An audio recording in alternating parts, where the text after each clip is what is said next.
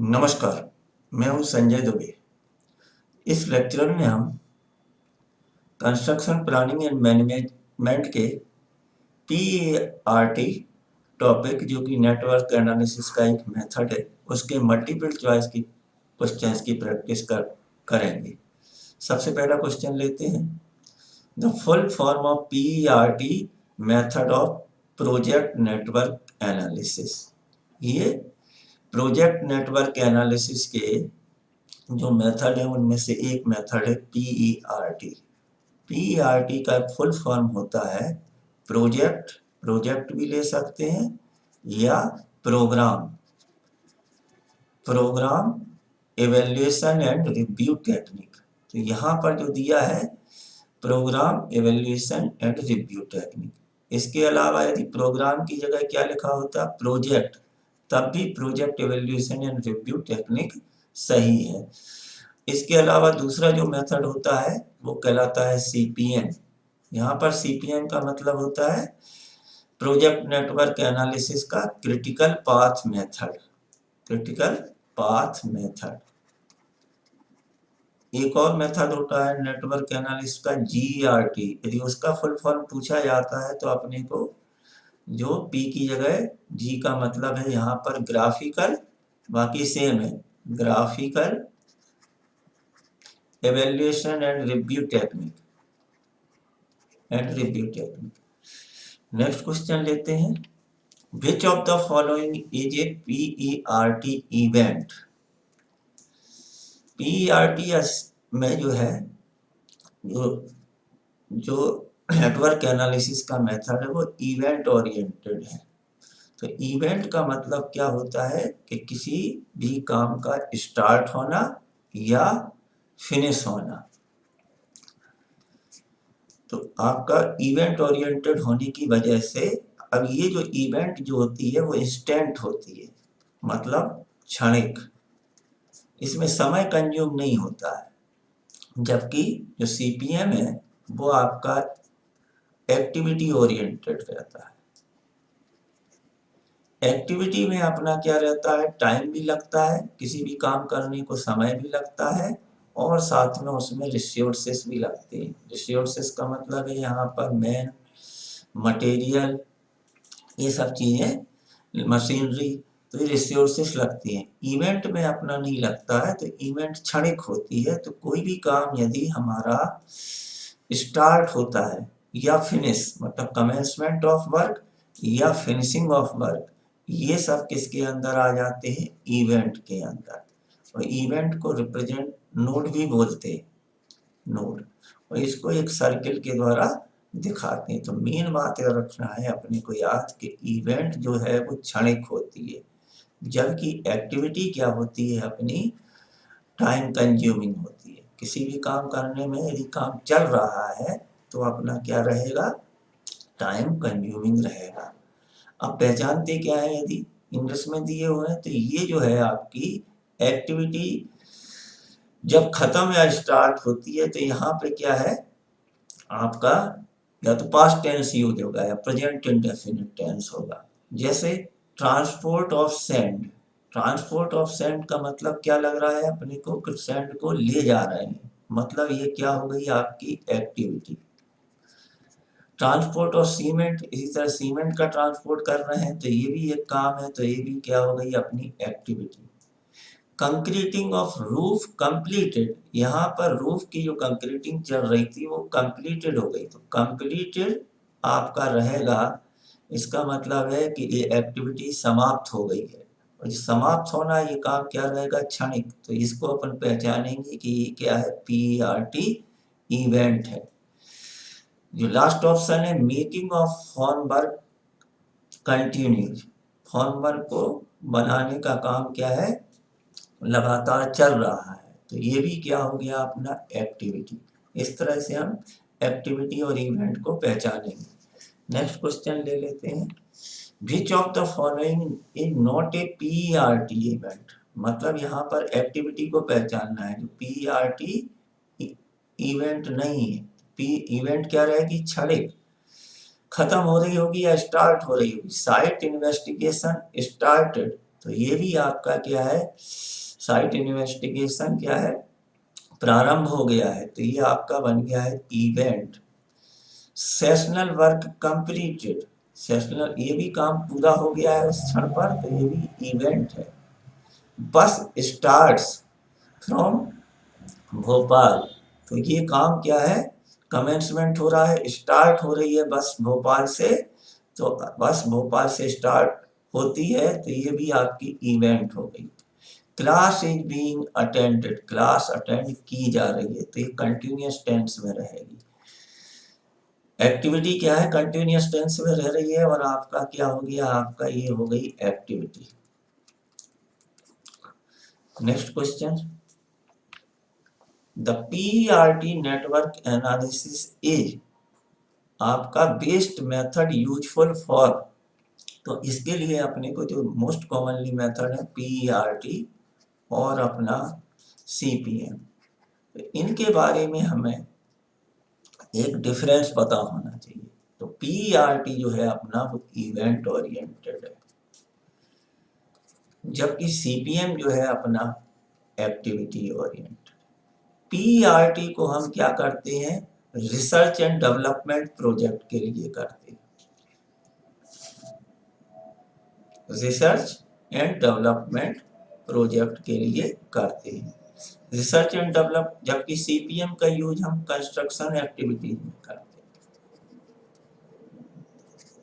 दोनों में डिफरेंस क्या है कि रिसर्च एंड डेवलपमेंट वाले प्रोजेक्ट फर्स्ट टाइम करने की वजह से इनमें हमको टाइम का एस्टिमेशन पता नहीं होता है कि कितना टाइम लगे, जबकि कंस्ट्रक्शन मतलब ये फर्स्ट टाइम होती है, और जबकि इनमें आपका पास्ट एक्सपीरियंस काम में नहीं आता है, जबकि कंस्ट्रक्शन एक्टिविटी दूसरे प्रोजेक्ट को देख करके हम time estimate, actual time estimate कर सकते हैं, जैसे ब्रिज का बनाना, बिल्डिंग का बनाना, मॉल का बनाना, तो ये सब आपका किस में आ जाएंगे, इसमें पास्ट एक्सपीरियंस काम में आ जाता है। तो फर्स्ट टाइम जो वर्क करते हैं उनके लिए हम क्या है, हमारा PERT का यूज करते हैं। PERT network analysis event based है और रिसर्च एंड डेवलपमेंट प्रोजेक्ट के लिए यूज किया जाता है। PERT में हम प्रोबेबिलिटी का यूज करते हैं, ये इसकी अप्रोच जो रहती है वो प्रोबेबिलिस्टिक रहती है, जबकि CPM की अप्रोच जो रहती है वो डिटर्मिनिस्टिक रहती है। नेक्स्ट क्वेश्चन ले लेते हैं, consider the following statement, take care of uncertainties in the completion time. यहां पर जो है require single time estimate, third है आपका statement is useful for research and development oriented pro, uses beta distribution probability का। तो यहां पर हम देखेंगे ऑफ दीज स्टेटमेंट, आपका आगे भी होना चाहिए कि ये आपका PERT नेटवर्क में हम किसका यूज करते हैं। तो यहाँ पर आपका PERT के लिए टाइम एस्टिमेशन में हमारी क्या रहती है, आपकी अनसर्टेनिटीज रहती है, प्रोजेक्ट के कंप्लीशन में अनसर्टेनिटीज को कंसीडर किया गया है। 3 टाइम एस्टिमेट को लेते हैं। पहला टाइम रहता है आपका ऑप्टिमिस्टिक टाइम।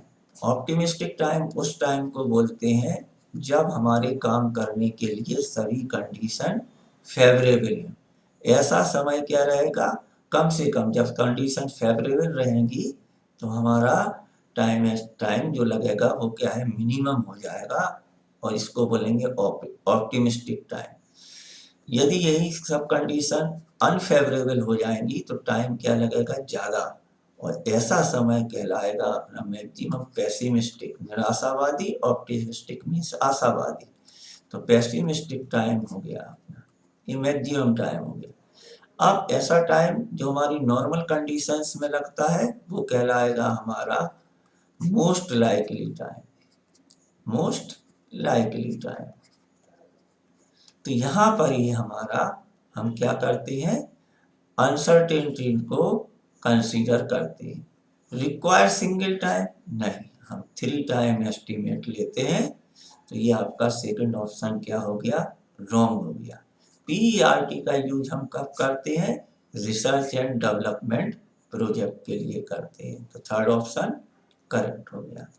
नेक्स्ट जो है अपना, इसके लिए आप जब टाइम एस्टीमेट करते हैं प्रोजेक्ट का, तो ये इसके लिए हम बीटा डिस्ट्रीब्यूशन कर्व का यूज करते हैं। तो इसलिए फोर्थ ऑप्शन भी करेक्ट है। तो अपना आंसर हो गया है बी। नेक्स्ट क्वेश्चन लेते हैं। Consider the following features factors. अब किसके लिए कंसीडर करना है, PERT is preferred for planning page. कब PERT को प्रेफर करेंगे, project are non repetitive type. Non repetitive type का मतलब है पहली बार हो रहे हैं, मतलब R&D research and development project को बोलते हैं नॉन रिपीटिव टाइप, तब हम PERT का यूज करेंगे। Time required need not to be known. तो इसमें अपना टाइम की तो हमें क्या है, पता होना चाहिए। तो टाइम रिक्वायर्ड की हमें जरूरत रहेगी, optimistic time, most likely time और pessimistic time. Time required is non precisely, time जो हमें प्रिसिसली पता रहता है CPM में। थर्ड ऑप्शन क्या हो गया, गलत हो गया। इसके बाद आपका आ गया event have been established for. ये जो है हमारा इवेंट ओरिएंटेड रहता है, PERT इवेंट ओरिएंटेड है, इसलिए फोर्थ स्टेटमेंट करेक्ट हो गया। Fifth, emphasis is given to activity of the project. Activity of project पर नहीं देते हैं, इवेंट पर देते हैं। तो ये वाला फिफ्थ ऑप्शन है CPM के लिए।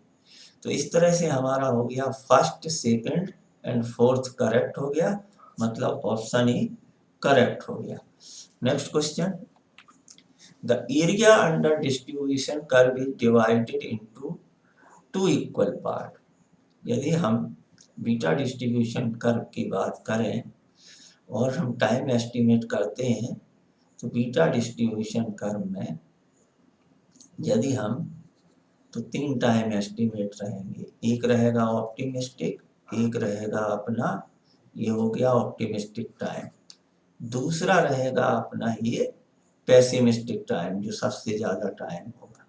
इसकी फ्रिक्वेंसी ज़्यादा आ रही है, तो ये रहेगा अपना मोस्ट लाइकली। तो ये जो कर्व है आपका टाइम और प्रोबेबिलिटी के बीच में, ये जो है अपना बीटा डिस्ट्रीब्यूशन कर्व।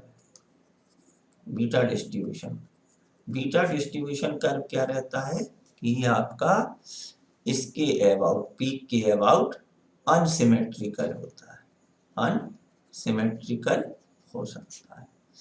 अब यहाँ पर जो है, अब इस कर्व को 2 इक्वल एरिया में डिवाइड किया गया है। तो यहाँ पर जो है एक्सपेक्टेड जो मीन टाइम होता है, इनको हम कैलकुलेट करेंगे ऑप्टिमिस्टिक टाइम, पेसिमिस्टिक टाइम और मोस्ट लाइकली टाइम से।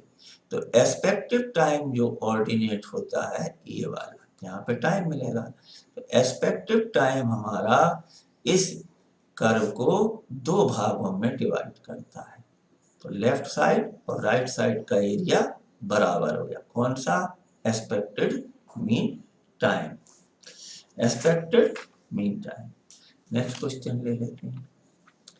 इन PERT analysis of a project having large number of activities in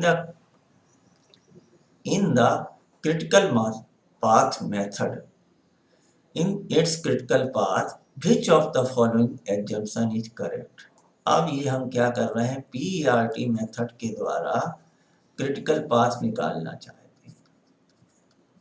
तो सबसे पहले हमारे पास जो डाटा रहेंगे ऑप्टिमिस्टिक टाइम के रहेंगे, पेसिमिस्टिक टाइम का रहेगा और मोस्ट लाइकली टाइम का। अब इसको हमको कन्वर्ट करना है एक्सपेक्टेड टाइम में। तो एक्सपेक्टेड टाइम के लिए हम जो लेते हैं उसका यूज करते हैं beta distribution curve, beta distribution curve. Beta, तो आप एक्टिविटी ड्यूरेशन के लिए हम पीईआरटी एनालिसिस में बीटा डिस्ट्रीब्यूशन कर्व का प्रयोग करते हैं, जिसमें एक्सपेक्टेड मीन टाइम इस कर्व को लगभग 2 इक्वली पार्ट में डिवाइड करता है।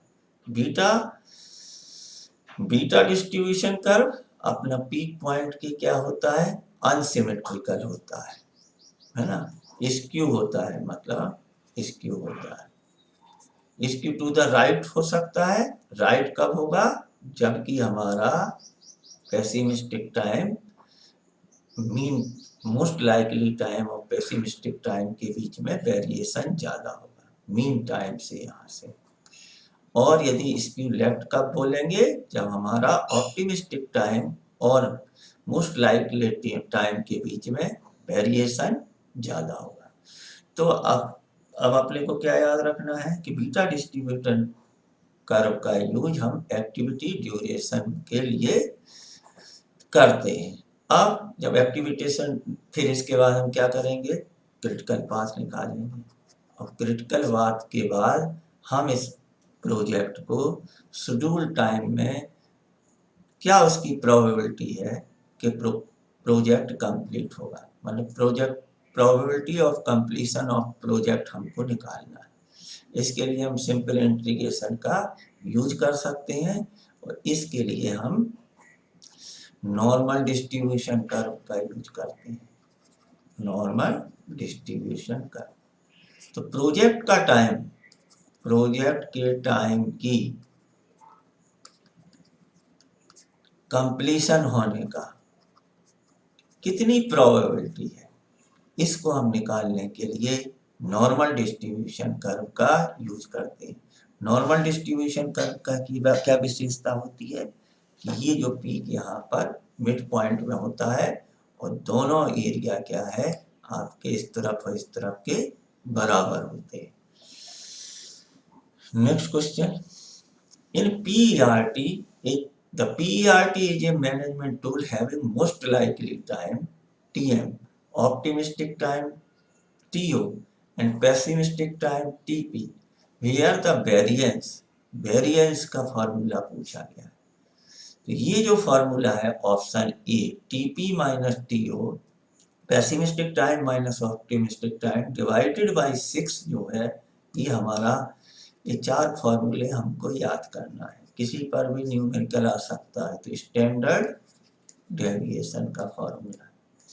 अब यदि हमको ऑप्टिमिस्टिक टाइम, पेसिमिस्टिक टाइम और मोस्ट लाइकली टाइम से एक्सपेक्टेड टाइम निकालना है, तो एक्सपेक्टेड टाइम का फॉर्मूला हो जाएगा अपना, ऑप्टिमिस्टिक को वेटेज 1, मोस्ट लाइकली को 4 और पेसिमिस्टिक को वेटेज 1 दिया है, तो फॉर्मूला हो जाता है TO plus 4TM plus TP divided by 6।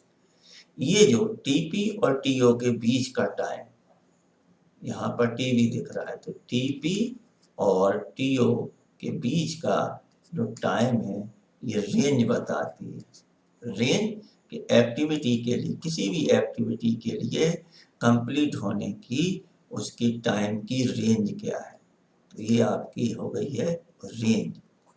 TP minus TO range of time बताती है उस एक्टिविटी के कंप्लीट होने की, जबकि TP minus TO divided by 6, ये तो होता है स्टैंडर्ड डेविएशन। जब स्टैंडर्ड डेविएशन का स्क्वायर करते हैं तो वेरिएंस बन जाता है।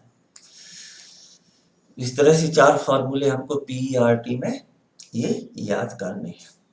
Next question, the optimistic, most likely and pessimistic time estimate of an activity are. तो यहाँ पर TO दिया है 5, TM दिया हुआ है अपना 10, और TE दिया हुआ है 20। यहाँ हमको याद रखना है कि ये जो सीक्वेंस दी हुई है वो किस में है।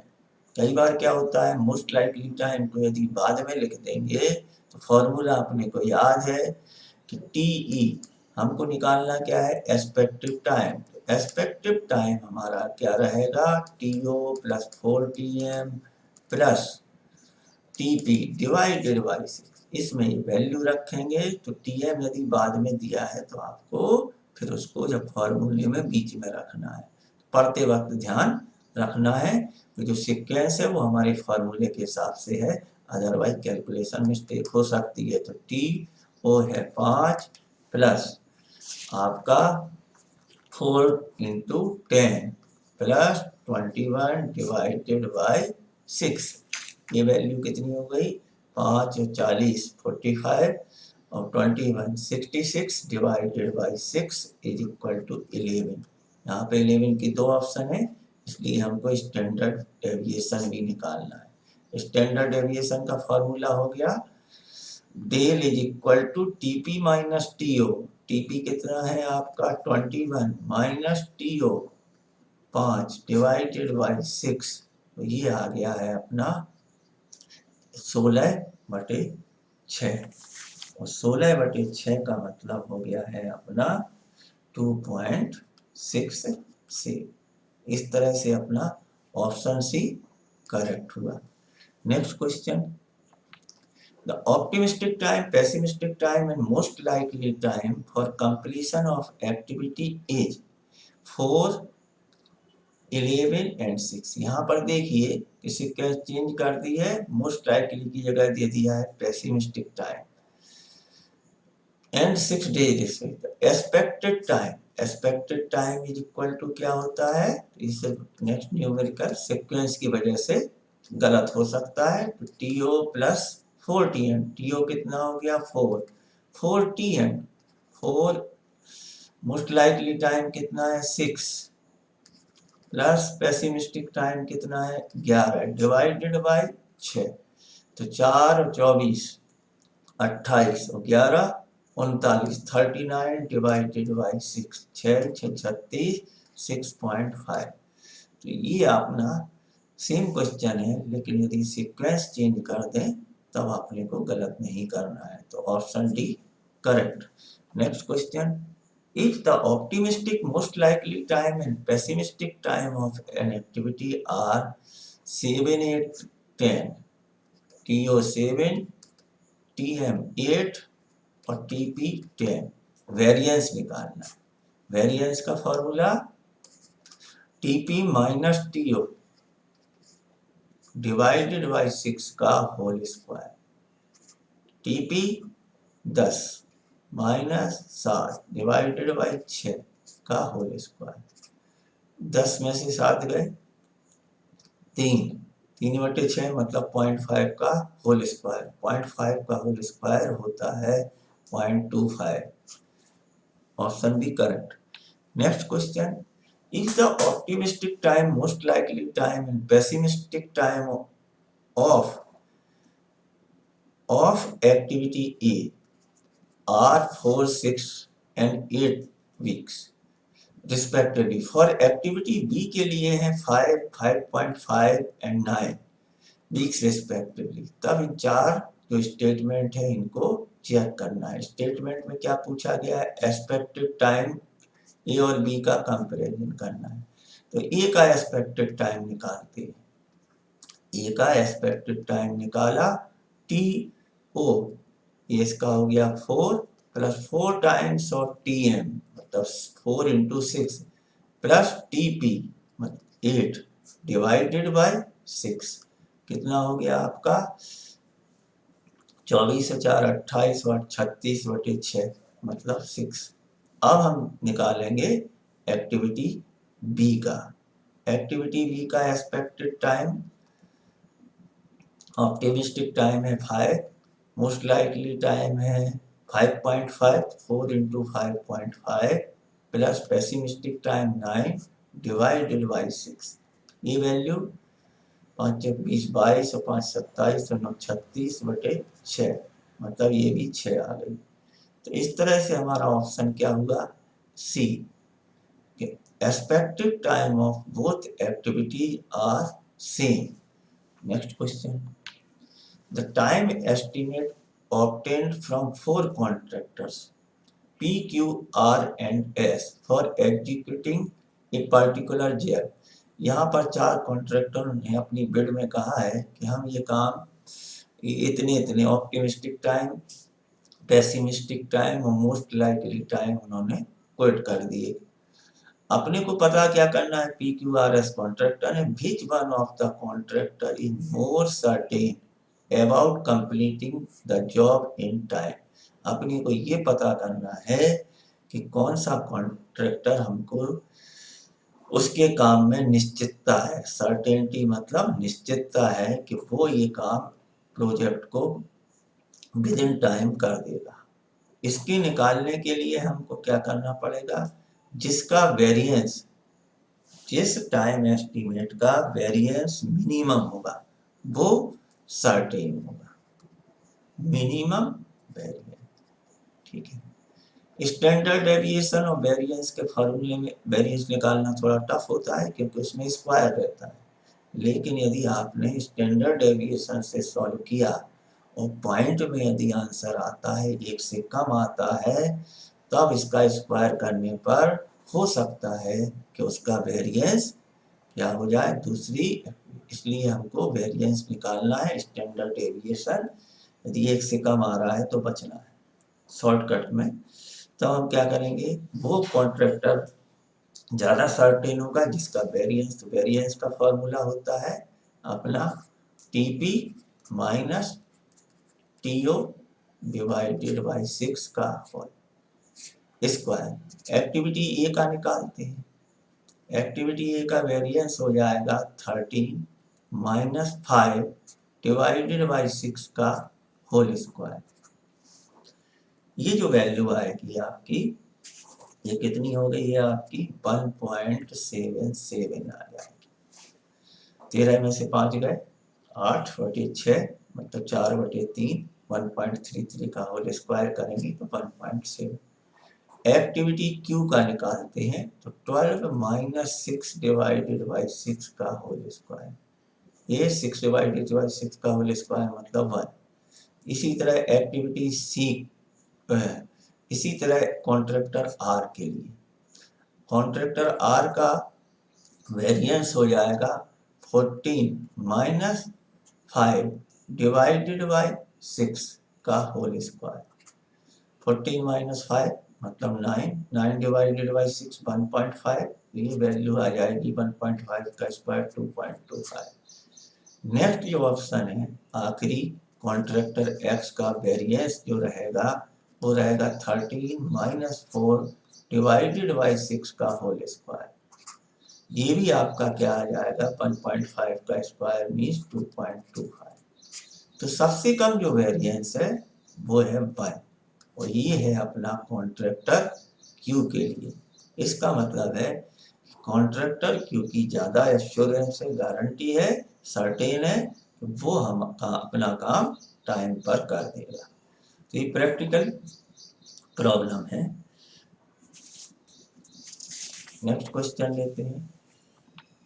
A father notes that when his teenage daughter uses the telephone, she takes not less than 5 minutes। मतलब ये टेलीफोन का क्या है, कम टाइम यूज करने से बिल कम आता है। तो ऑप्टिमिस्टिक टाइम क्या हो गया, TO हो गया अपना 5 minute. And some time as much as an hour, कभी कभी तो उसको 1 घंटे बाद करती है तो ये अपना टाइम हो जाएगा 1 आवर हो जाएगा पेसिमिस्टिक टाइम। यूनिट सेम की तो 1 मिनट में हो जाएगा। 15 minute call are more frequent, मतलब सबसे ज्यादा फ्रिक्वेंसी किस पर मिलती है, 15 मिनट पर। तो मोस्ट लाइकली टाइम हो गया अपना 15 मिनट।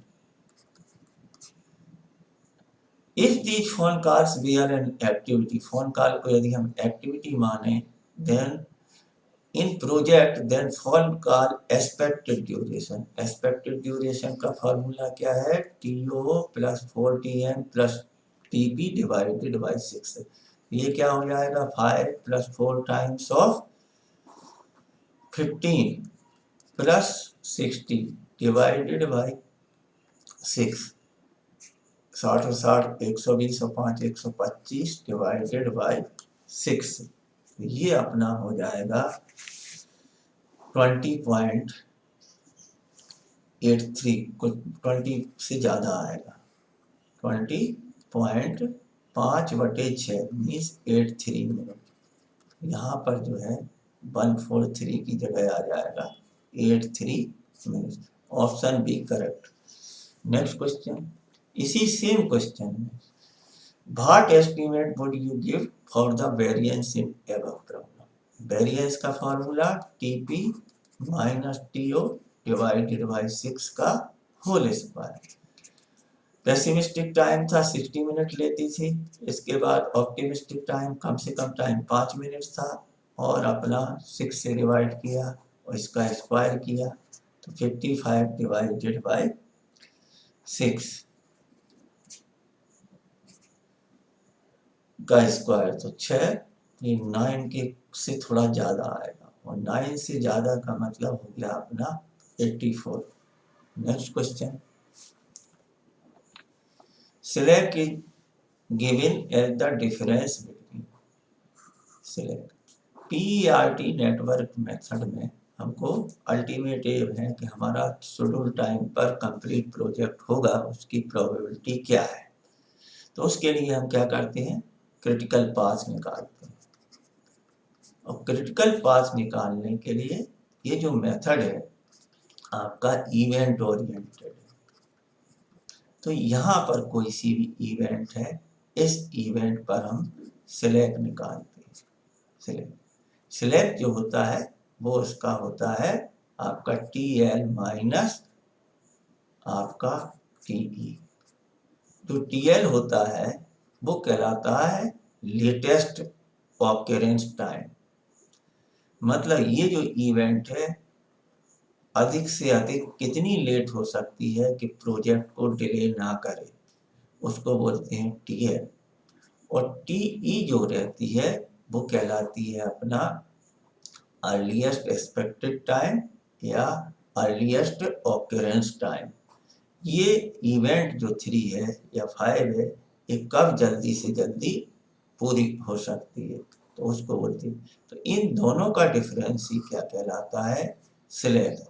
तो सिलेक्ट यहाँ पर हमारा हो जाएगा लेटेस्ट अलाउबल टाइम और अर्लीस्ट एक्सपेक्टेड टाइम का difference. Next question, select time refers. अब ये जो है सिलेक्ट है आपका, एक मेथड है PERT और दूसरा मेथड जो है popularly CPM। PERT event oriented है, एक्टिविटी CPM जो है एक्टिविटी ओरिएंटेड। जब PERT से सॉल्व करते हैं तो उस इवेंट पर हम सिलेक्ट निकालते हैं। तो सिलेक्ट क्या है आपका, एक सिलेक्ट टाइम जो आ रहा है वो हमारा क्या है, एन इवेंट है। जबकि CPM में हम क्या करते हैं, फ्लोट निकालते हैं, और फ्लोट जो है एक्टिविटी का निकालते हैं। तो वहाँ पर आंसर रहेगा, फ्लोट जो रहेगा वो एक्टिविटी का रहता है, सिलेक्ट टाइम जो है इवेंट का रहता है। Next question, select time in PERT analysis can never be greater than 0, is always 0 for critical activity. इनमें से कौन सा स्टेटमेंट सही है। तो जो सिलेक्ट होता है वो हमारा उस इवेंट का क्या रहता है, उस इवेंट का TL और TE का डिफरेंस होता है। जब TL यदि हमारा और TE बराबर रहेगा तो ये 0 हो जाता है। इसी तरह से TL यदि ज़्यादा हो गया, लेटेस्ट ऑकरेंस एक्सपेक्टेड टाइम, तो ये पॉजिटिव हो जाता है। और यदि हमारा TL कम हो गया लेटेस्ट ऑकरेंस एक्सपेक्टेड से, तो ये निगेटिव भी हो जाता है। तो ये तीनों केसेस बनते हैं। अब जब हम इसमें से उन इवेंट को क्रिटिकल पाथ मेथड में उन इवेंट को चूज करते हैं जहाँ का सिलेक्ट सबसे कम होगा। मतलब तीनों यहाँ पर 3 पाथ देखेंगे। एक पाथ ये है, एक पाथ हमारा इस प्रोजेक्ट को कंप्लीट करने का ये है, और तीसरा जो पाथ है वो है 1 2 3 4 5 6 के थ्रू। इन तीनों पाथ में जो इवेंट पड़ रही हैं, उन इवेंट में जहाँ पर सिलेक्ट मिनिमम होगा जरूरी नहीं है कि 0 ही हो, माइनस भी हो सकता है या 0 से ज़्यादा भी हो सकता है। तो वो इवेंट हमारी कहलाती है क्रिटिकल इवेंट। तो क्रिटिकल पाथ्स पर जो इवेंट पड़ती हैं वो कहलाती है क्रिटिकल इवेंट, और क्रिटिकल इवेंट का स्लैक मिनिमम होगा, वही पाथ हमारा क्रिटिकल पाथ होगा। इस तरह से ऑप्शन डी करेक्ट है। कंसेप्चुअल क्वेश्चन है। If the completion time for a particular project is 20 weeks, ये इसका शेड्यूल टाइम है। अब यहाँ प्रोजेक्ट की बात कर रहे हैं, एक इवेंट की बात नहीं करें। तो जो सिलेक्ट होगा वो इसका शेड्यूल टाइम जो रहेगा, वो पूरे प्रोजेक्ट का शेड्यूल टाइम और एक्सपेक्टेड टाइम का, अर्लीस्ट एक्सपेक्टेड टाइम का डिफरेंस ही क्या हो जाएगा, सिलेक्ट। पूरे प्रोजेक्ट की बात करेंगे तो अब यहाँ पर शेड्यूल टाइम था 20 वीक्स, जबकि जब हमने नेटवर्क ड्रॉ किया और टाइम लिया सभी का, तो हमारा एक्सपेक्टेड टाइम आया 22 वीक्स। प्रोजेक्ट कंप्लीट करना था 20 दिन में, जब ड्रॉ किया नेटवर्क तो 22 दिन कम से कम समय लग रहा है। इन दोनों का डिफरेंस ही हमारा सिलेक्ट होता है, तो यहाँ सिलेक्ट निगेटिव रहेगा और ये कितना रहेगा, 2 वीक्स। तो ये फॉर्मूला याद रखना है कि सिलेक्ट प्रोजेक्ट का निकालना है तो schedule completion time minus earliest expected time select के बराबर होता है पूरे प्रोजेक्ट के लिए। Next question, critical path. Critical, ये भी काफी कंफ्यूजिंग क्वेश्चन रहता है। Is always longest, is always, कुछ ज्यादा डिटेल दिया नहीं है, ठीक है। तो इसके लिए यदि हम पाथ वाइज देखें तो ये यहाँ पर उसी क्वेश्चन में 3 पाथ बन रहे थे। पहला पाथ था 1 2 3 4 5 6। दूसरा पाथ है 1 2 4 5 6। तीसरा पाथ है 1 2 3 4 5 6। अब हम इन सब का ड्यूरेशन लेंगे और जिस पाथ से हमें मैक्सिमम टाइम लगेगा तीनों में से, वही क्रिटिकल पाथ होगा। तो टाइम वाइज यदि पाथ वाइज टाइम देखते हैं, पाथ वाइज टाइम देखेंगे तो ये जो हो जाएगा आपका लॉन्गेस्ट टाइम। तो यहाँ से क्रिटिकल पाथ क्या होता है, हमेशा पाथ वाइज ये क्या होता है, लॉन्गेस्ट होता है। पाथ वाइज लॉन्गेस्ट होता है, इसमें पाथ वाइज जो टाइम आता है वो लॉन्गेस्ट होता है। लेकिन प्रोजेक्ट इस टाइम से कम में कंप्लीट नहीं किया जा सकता है, तो प्रोजेक्ट के टाइम के हिसाब से देखेंगे, कंप्लीशन टाइम के हिसाब से देंगे तो इससे कम समय नहीं लगता है। Is always shortest. जब आपका इस तरह से आंसर हो तो हमको आंसर देना है कि critical path is the longest path time wise. जो हमारे पास ऑप्शन थे पाथ के, उनमें से सबसे लंबा पाथ ही क्रिटिकल पाथ होता है। Next question, in PERT the critical path represent. अब इसी में क्रिटिकल पाथ किसको बोलेंगे, तो ये क्या होता है, अपना लॉन्गेस्ट पाथ होता है, लॉन्गेस्ट पाथ होता है। और किसको जोड़ता है, इनिशियल इवेंट को, जो हमारी इनिशियल इवेंट है और 6 नंबर हमारी फाइनल इवेंट है। तो इनको जो इनिशियल और फाइनल इवेंट को के लिए जो पाथ है उनमें से लॉन्गेस्ट ड्यूरेशन, यदि हम इस वाले पाथ को देखेंगे तो अपना टाइम लगेगा 2 + 3 4 5 + 4 9 11 डेज। जबकि 1 2 3 4 5 6 को करेंगे तो ये 2 3 5 और 2 7 और 3 10, यहाँ से लगेगा आपका 12 डेज।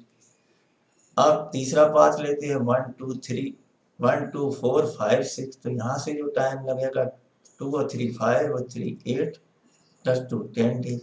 इस तरह से सेकंड वाला पाथ जो लॉन्गेस्ट है और इनिशियल इवेंट और फाइनल इवेंट को जोड़ रहा है, मतलब 1 2 3 4 5 6, ये हमारा क्रिटिकल पाथ होगा।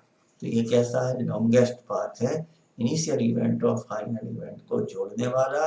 लेकिन इस प्रोजेक्ट को कंप्लीट करने के लिए कम से कम दिन भी 12 लगेंगे।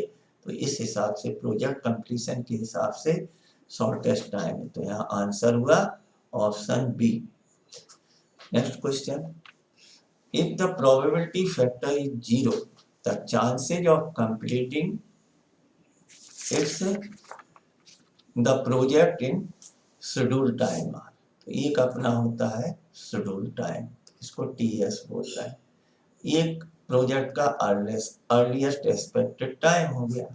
इसको यदि हम स्टैंडर्ड डेविएशन से डिवाइड करते हैं तो हमारा आ जाता है जेड, और ये जेड कहलाता है प्रोबेबिलिटी फैक्टर। प्रोबेबिलिटी फैक्टर, इस प्रोबेबिलिटी फैक्टर से पता चलता है कि हमारे प्रोजेक्ट की कंप्लीशन टाइम, कंप्लीट होने की प्रोबेबिलिटी कितनी है। तब क्या है, ये जो जेड हमारा यदि 0 है तो प्रोबेबिलिटी हमारी कंप्लीट होने की भी 50% रहती है, और नहीं होने की भी 50% रहती है।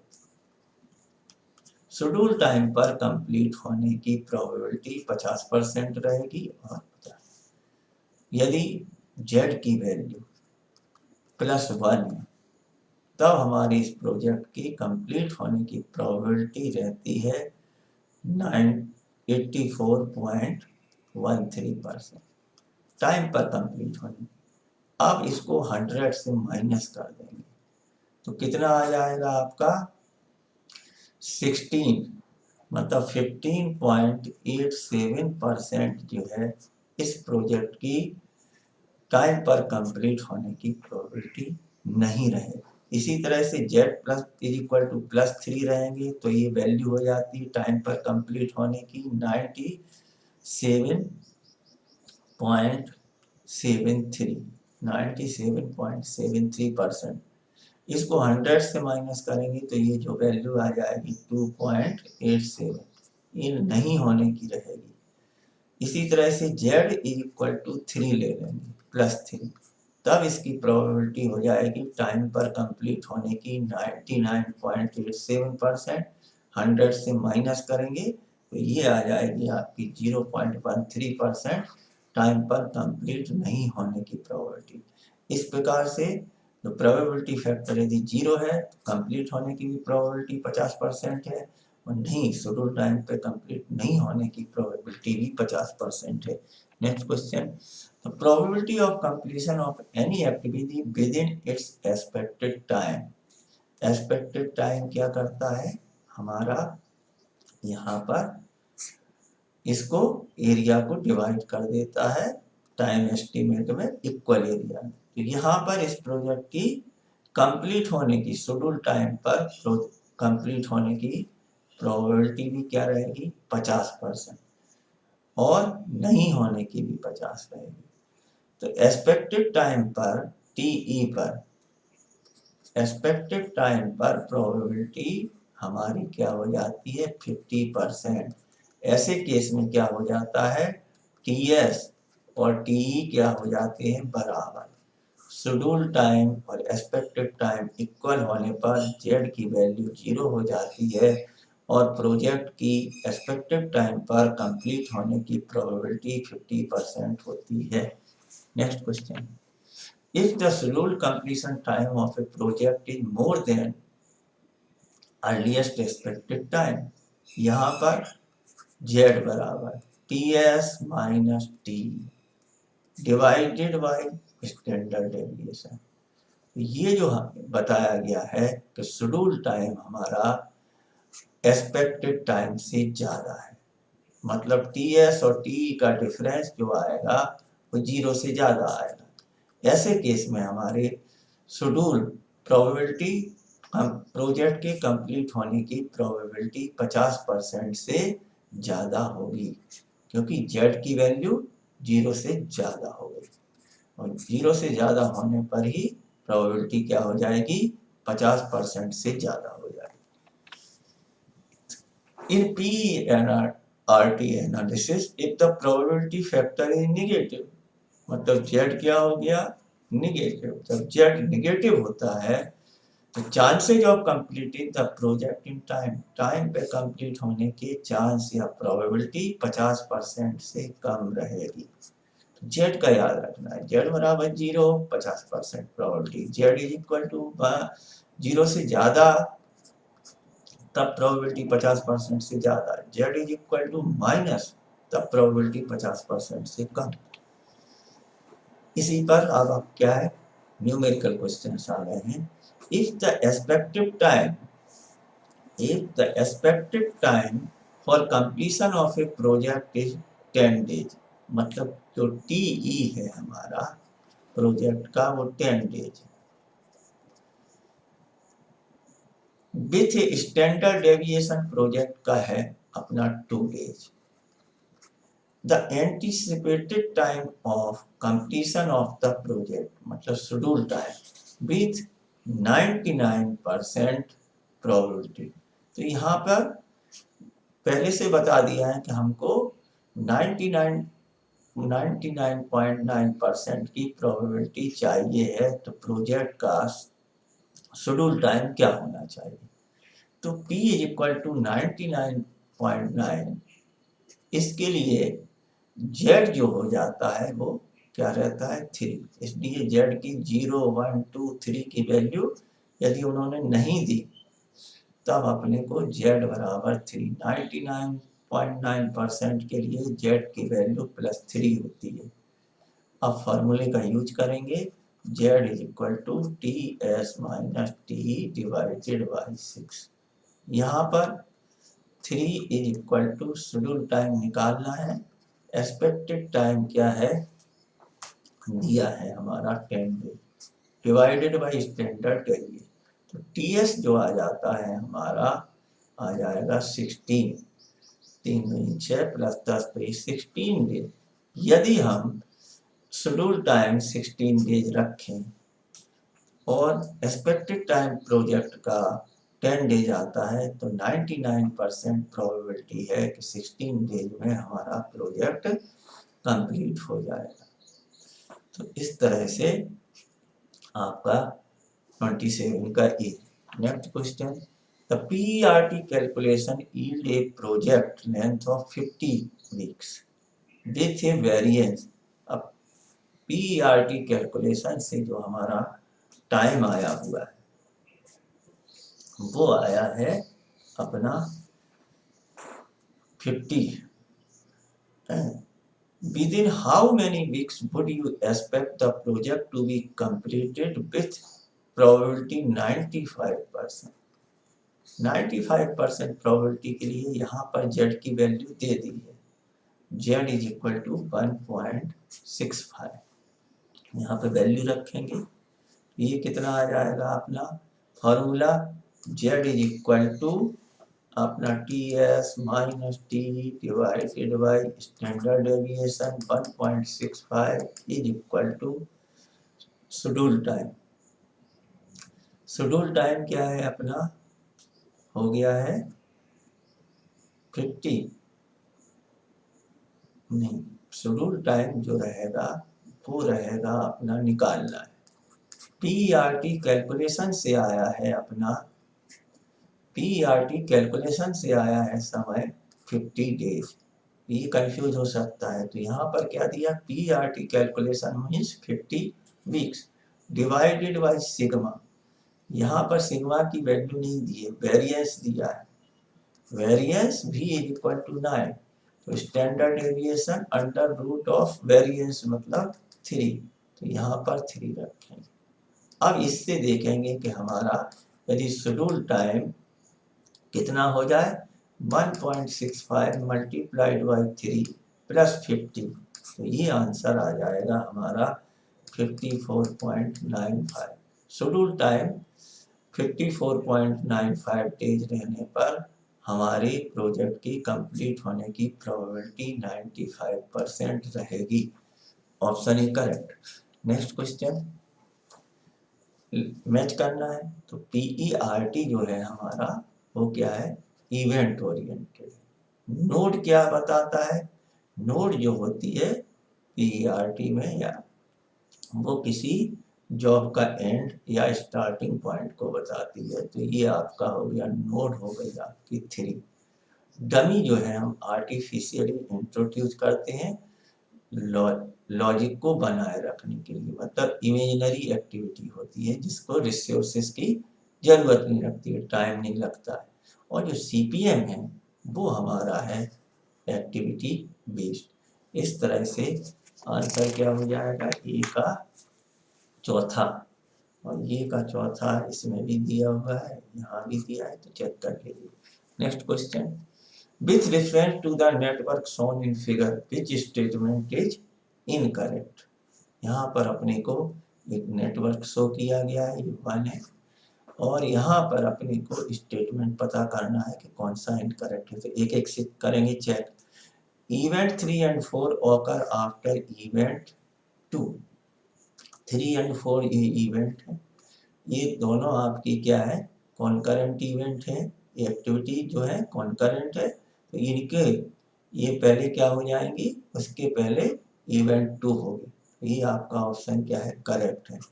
Event 3 and 4 occur after event 2, 3 और 4 2 के बाद होती है, ऑप्शन सही है।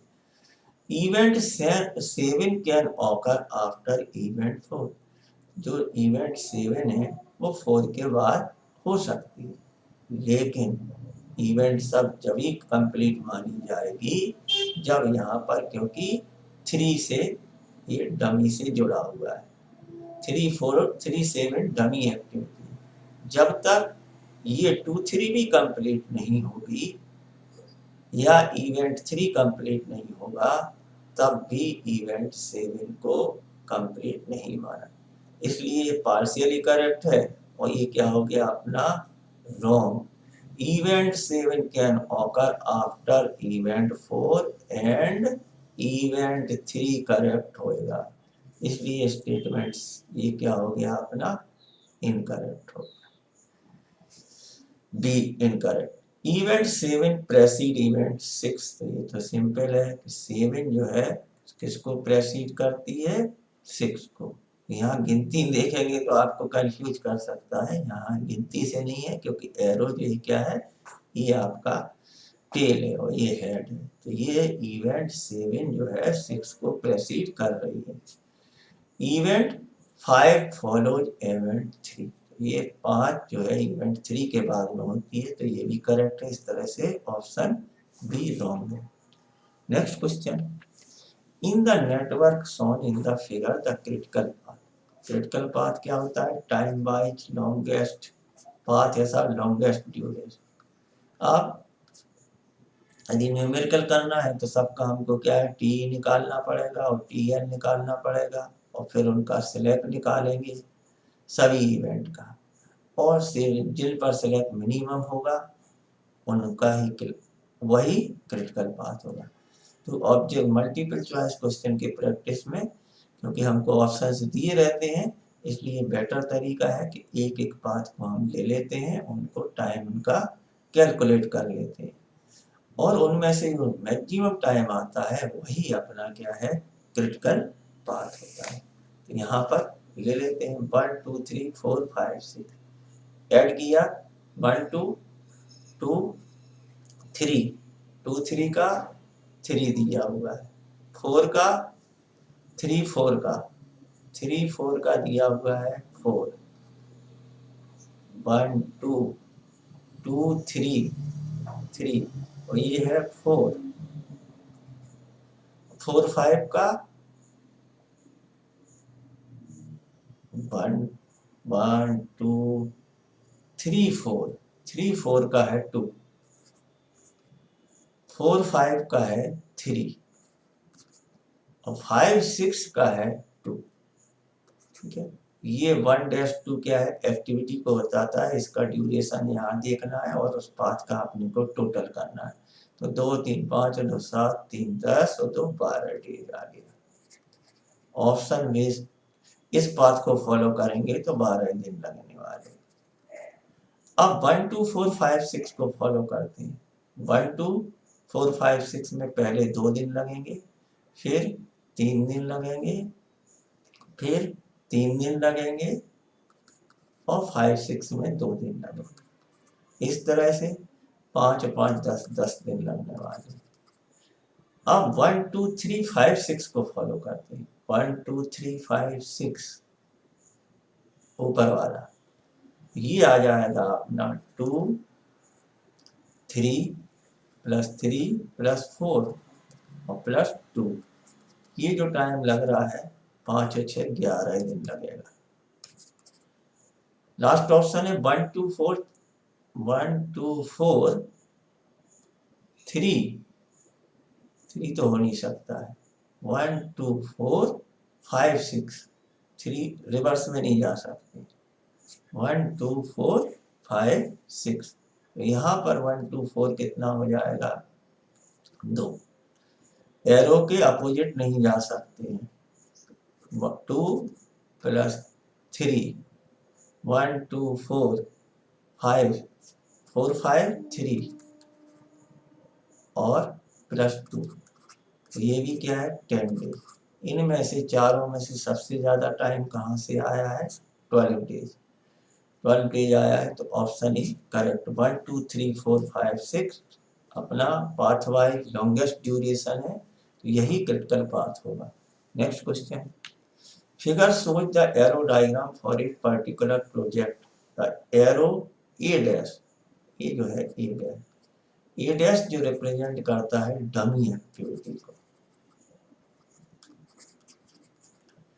जबकि ये यदि हम इसका क्रिटिकल पाथ निकालें तो इस पाथ से हमको जो समय लगेगा वो 10 दिन लगेगा 1 2 4 से, जबकि 1 3 2 4 से जो समय लगेगा वो लगेगा 11 दिन, और 1 3 4 से जो समय लगेगा 13, 5 और 8 13, तो 1 3 4 अपना क्या हो गया क्रिटिकल पाथ।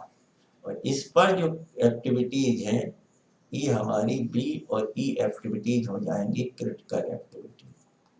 ये जो आपकी हो जाएंगी नॉन या सब क्रिटिकल, ए और सी हो जाएंगी सब critical activity.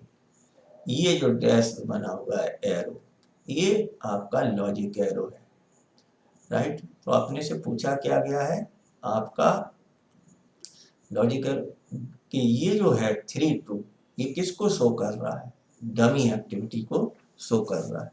Next question, figure indicate a project, हमको निकालना क्या है नंबर एवं ईच एक्टिविटी रिप्रेजेंट इसके नॉर्मल ड्यूरेशन दिए हुए हैं। अब हमको क्रिटिकल पाथ निकालना है, तो 1 2 एक्टिविटी के 3 2 3 3 6 6 7 और 8, मतलब ये वाला पाथ, इस पाथ के अलोंग हम क्या करेंगे टाइम को कैलकुलेट करेंगे। तो ये आ जाएगा अपना 1 + 2 + 4 +8 +10, ये जो वैल्यू हो जाएगी अपनी, ये आ जाएगी अपनी 3 और 4 7 और 8 15 और 15 मतलब और 10 25 दिन आ जाएगा। इसी तरह से अपने को 1 2 4 5 7 8 1 2 4 5 7 8, ये दूसरा वाला पाथ हो गया। इसका टाइम टोटल किया 1 + 3 4 + 7 माने 11 11 और 9 20 और 10 30, तो ये अपना आ गया है दूसरे वाले पाथ का 30 दिन। 1 2 3 5 7 1 2 3 5 7 और 8, यहाँ से जो टाइम लगने वाला है वो 1 2 3 और 5 8 और 9 17 और 10 27, तो तीसरे पाथ से 27 दिन लगेंगे। चौथा पाथ है 1 2 4 6 7 8 1 2 4 ऊपर चले गए 6 7 8, यहाँ से जो समय लगने वाला है वो 1 और 3 4 और 4 और 6 10 और 8 18 और 10 28, इससे 28 दिन लगेंगे। तो आपने को वर्बली जोड़ लेना है, और इसमें से लॉन्गेस्ट जो आ गया है वो आ गया है, तो 1 2 4 5 7 8 1 2 4 1 2 4 5 7 8, ये अपना क्रिटिकल पाथ को थिक लाइन से शो करते हैं, right. Next question, in the network given the critical path of the, same question है, एक्टिविटी ACH का प्रैक्टिस कर सकते हैं। ACH का टाइम निकालेंगे तो 6 और 2 8 और 6 14 दिन आ गया। इसी तरह से BEFH, B माने 6 और 8 14 और F 14 और 4 18 और 6, ये आ गए हैं आपके 24 दिन, 24। इसी तरह से ADEFH, AD मतलब 6 और 4 10 और E 10 और 8 18 और F 4 22 और 6 28, तो इसके 28 दिन आ गए, किसी को छोड़ नहीं सकते हैं। ADEG,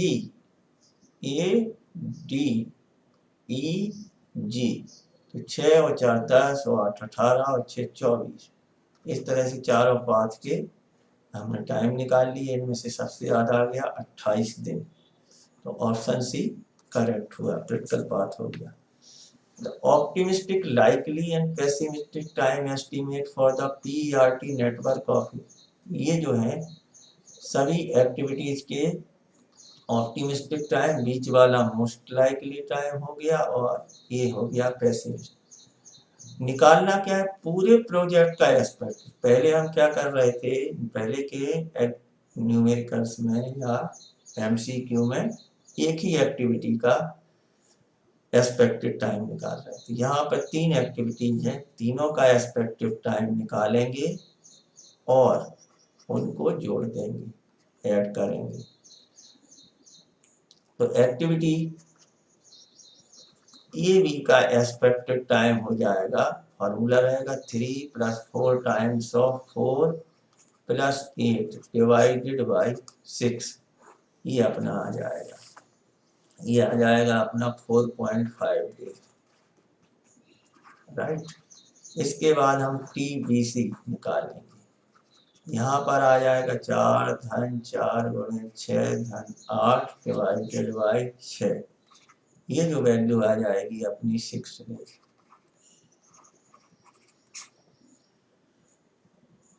इसके बाद निकालेंगे CD का एक्सपेक्टेड टाइम, यहाँ पर 7 + 4 टाइम्स ऑफ 7 + 9 डिवाइडेड बाय 6, ये वैल्यू जो आ जाएगी 7.33। इन सबको टोटल कर देंगे तो 6 और 4 10 और 7 17, 17 पॉइंट और ये आ गया 83।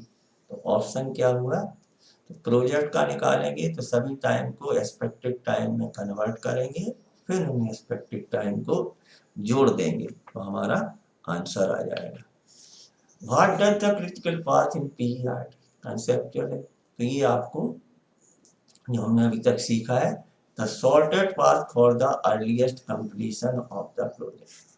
यदि हम प्रोजेक्ट के कंप्लीशन की बात करते हैं तो इससे कम नहीं लगेगा, तो ये स्टेटमेंट क्या है, सही है। जबकि longest path of the network from initial event, यदि पाथ वाइज टाइम कैलकुलेट करेंगे तो ये हमें मिलेगा लॉन्गेस्ट पाथ। तो इस तरह से ये दोनों ऑप्शन है, इनको अच्छी तरह से समझ लेना है, याद रखना है, तो आपका वहां पर करेक्ट हो जाएगा। तो both A and B 1 and 2 are correct. Next question, which of the following is true for project evaluation and review, PERT के बारे में कौन सा सही है, तो ये it is event oriented and is a tool for planning, yes, event oriented होता है और ये हमारा क्या है, tool of project network planning का एक साधन है। तो ये दूसरा तो फिर गलत ही हो जाएगा, तो यहाँ पर सिर्फ अपने को क्या करना है, ट्रू, तो 37 का ये क्या है, करेक्ट हो गया। In a project logic 4 activities M, N, O and P are required to be completed before starting activity Q। Q activity start होने के पहले 4 एक्टिविटीज कंप्लीट होना चाहिए। मान लीजिए चारों कहाँ यहाँ पे मर्ज होंगी इस नोट। एक एक्टिविटी है M, जिसको कंप्लीट, जिसका टाइम जो है वो है 12 दिन। दूसरी एक्टिविटीज है N, जिसको कंप्लीट करने का समय लगता है 14 दिन। और तीसरा जो है वो है अपनी ओ, और इसको 15 दिन लगते हैं। और चौथी जो एक्टिविटीज है वो है क्यू, और इसको आपका लगता है टाइम आपका 17 दिन। निकालना क्या है, अर्लीस्ट इवेंट ऑकरेंस टाइम, मतलब इस इवेंट का जो है, यदि इसको हम नोट 2 मान लें तो नोट 2 का हमको अर्लीस्ट ऑकरेंस टाइम TE निकालना। तो यहाँ जिस भी पाथ से यहाँ पर जो मैक्सिमम टाइम मिलेगा, मैक्सिमम टाइम क्या आया है 17 डेज, तो ये 17 डेज ही इसका क्या हो जाएगा अर्लीस्ट ऑकरेंस, जब डिफरेंट पाथ पास हो रहे हो एक नोड पर, तो उस नोड पर पहुंचने में जो सबसे लॉन्गेस्ट ड्यूरेशन लगेगा, अधिक समय लगेगा, वही उसका क्या हो जाता है अर्लीस्ट इवेंट ऑकरेंस टाइम हो जाता है। Next question, PERT calculation, yield of a project length of 60 weeks with PERT calculation से हमारा आ रहा है 60 weeks, ठीक है, with a variance। तो एक आपका फॉर्मूला होता है Z equal to TS minus TE divided by अपना 6। यहाँ पर जो आ रहा है वो आ रहा है अपना शेड्यूल टाइम। ये अपना कितना दिया, अच्छा ये स्टैंडर्ड डेविएशन दिया है 9 वीक्स, वेरिएंस दिया है 9 वीक्स, तो स्टैंडर्ड डेविएशन निकालेंगे अंडर रूट से, तो ये 3 हो जाएगा। जेड जो दिया हुआ है कि 95% प्रोबेबिलिटी के लिए जेड की वैल्यू 1.647 लेना है। तो यहाँ पर जो है estimate the number of weeks, तो शेड्यूल टाइम्स निकालना है, schedule time to complete the project. Schedule time कितना रखें कि एक्सपेक्टेड टाइम जो है हमारा PERT से आ रहा था 60 डिवाइडेड बाय सिग्मा, सिग्मा कितना हो गया 3, तो TS इक्वल टू हो जाएगा अपना 60 प्लस 1.647 मल्टीप्लाइड बाई 3, तो लगभग कितना आ जाएगा, शेड्यूल टाइम आ जाएगा 65 वीक्स, 64.94 वीक्स। धन्यवाद।